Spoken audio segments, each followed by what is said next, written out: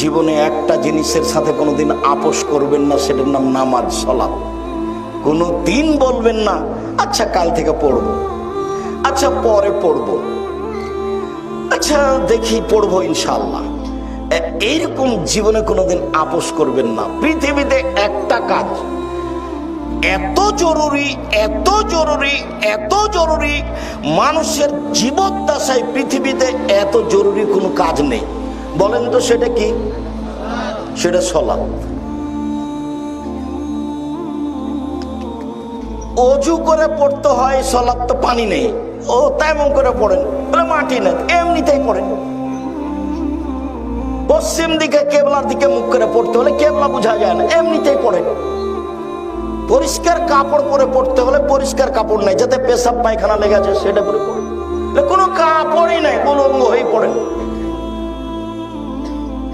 আমি দৌড়িয়ে চলে যাচ্ছে, শত্রু পিছন দিকে তাড়া দিয়েছে, ওইভাবে পড়েন। আমি গাড়িতে উঠে আছি, শিকল ধরে আছি, ঠেলে ঠেল মানে না, বলে এইভাবেই পড়েন। অবাক ইবাদত, এরকম ইবাদত দুনিয়াতে নেই।